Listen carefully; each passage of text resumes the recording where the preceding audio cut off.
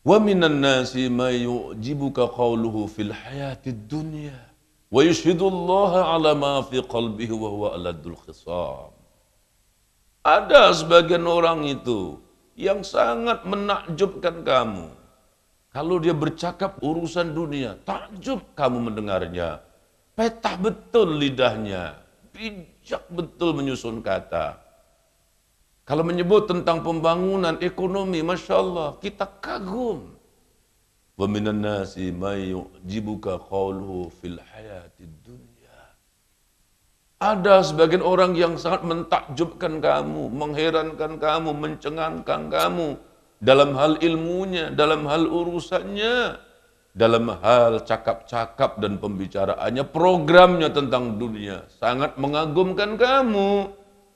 Wa yushhidullaha ala ma fi qalbih, dan ia mempersaksikan di hadapan Allah apa yang ada dalam hati mereka, wa huwa aladul khisab, tapi dia adalah seorang yang amat keras permusuhannya kepada Allah. Al-Baqarah ayat 204. Alladzina yastahibbuna al-hayata ad-dunya 'ala al-akhirah. Dzalika bi annahu mustahabbul hayata ad-dunya 'ala al-akhirah. Mereka adalah orang-orang yang lebih mencintai dunia melebihi kecintaannya kepada akhirat. Yang demikian itu sebab karena mereka lebih mencintai dunia daripada akhirat. Surah Ibrahim ayat 3, Surah An-Nahl ayat 107. Orang-orang ini diingatkan oleh Allah, kalau dunialah yang menjadi matlamat, menjadi cita-cita, dunialah yang menyebabkan ia sibuk, dunialah yang diutamakan di atas segala-galanya, melebihi keutamaan akhirat, maka orang-orang seperti ini hatinya akan menjadi tumpul. Wa man kana fi hadhihi a'ma fahuwa fil akhirati a'ma wa adallu sabila. Dan siapa yang buta di dunia ini, akhirat nanti dia akan menjadi bertambah buta. Siapa yang buta di dunia, akhirat nanti dia bertambah buta dan sesat jalannya. Al-Isra 72. Artinya kalau di dunia ini dia tidak belajar, tidak mengaji. Yang dia tahu hanya dunia, dunia, dunia, dunia. Jalan ke akhirat dia tidak tahu. Setelah mati nanti dia mau kemana? Tentang alam barzakh dia tidak tahu. Alam kubur dia tidak tahu.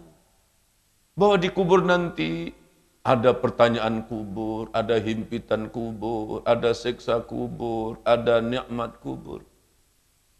Bahwa nanti ruh-ruh di dalam kubur itu akan dikumpulkan. Yang baik dikumpulkan di tempat orang-orang yang baik. Yang buruk dikumpulkan bersama ruh-ruh yang jahat dan buruk. Setelah itu akan terjadi tiupan sangkakala, berlakulah kiamat. Lalu semua manusia akan dikumpulkan di padang mahsyar. Lalu setelah itu tiap-tiap manusia akan dihisab, ditimbang. Lalu akan dibalasi dan diadili semua amal. Lalu tiap-tiap seorang akan mendapat buku catatan amal. Apakah dengan tangan kanan atau dengan tangan kirinya. Lalu tiap-tiap seorang akan diperintah meniti di atas sirat. Satu titian dan jembatan yang dibentangkan di atas permukaan neraka jahanam. Lalu tiap-tiap seseorang akan mengetahuilah nasibnya masing-masing, surga atau neraka. Di surga mereka bersenang-senang, hidup penuh keredaan. Di neraka mereka menangis, menjerit, penuh kesengsaraan dan penderitaan. Jalan cerita seperti itu tak nampak. Di dunia dia tidak pernah belajar. Yang dia belajar cuma sains, matematik, mengira, ekonomi. Itu saja. Buta pengetahuan akhiratnya. Kalau di dunianya buta, akhirat nanti dia bertambah buta dan sesat jalan. Orang-orang yang memang kafir, mereka engkar. Mereka menolak akan adanya kehidupan akhirat. Wa kanu yaquluna a idza mitna wa kunna turaba wa 'idhaman a inna lamab'utsun. Awa aba'unal awwalun. Apakah jika kami nanti mati, jasad kami telah berkalang tanah, tulang belulang kami pun sudah hancur, lalu ketika itu kami akan dibangkitkan kembali? Apakah juga demikian bapak-bapak kami, orang tua-tua kami? Qul innal awwalina wal akhirina la majmu'una ila miqati yaumin ma'lum. Ya, katakan. Hai orang-orang yang ragu-ragu, hai orang-orang yang engkar dan kufur, bahwa kehidupan akhirat itu pasti, walaupun kamu telah mati berkalang tanah, tulang belulangmu telah hancur lebur, kamu dan semua orang tua-tua kamu, orang-orang sebelum kamu, semua akan dibangkitkan oleh Allah dan dikumpulkan kepada satu hari di satu tempat yang sudah maklum, yaitu pada hari kiamat, yaitu pada hari berbangkit, yaitu di padang mahsyar. Surah Al-Waqi'ah ayat 47 hingga ayat 50. Ubayyah bin Khalaf adalah seorang tokoh kafir yang memang sangat engkar, tidak percaya adanya kehidupan sesudah mati. Maka dia pun pergi ke satu pekuburan. Di sana ia gali satu kuburan tua, dikeluarkanlah tulang belulang. Kemudian tulang belulang tadi dihancur lumatkan hingga menjadi debu. Kemudian tulang belulang yang telah hancur menjadi debu itu dia kumpulkan. Kemudian dia pergi menemui Rasulullah. Dengan sombongnya, dengan angkuhnya. Dia berkata, "Hei Muhammad, engkaukah orang yang mengatakan bahwa jikalau kami telah mati, hancur menjadi tulang belulang seperti ini, kami akan hidup kembali dan dibangkitkan nanti?" Sambil begitu ditaburkan tulang belulang itu di hadapan Rasulullah SAW.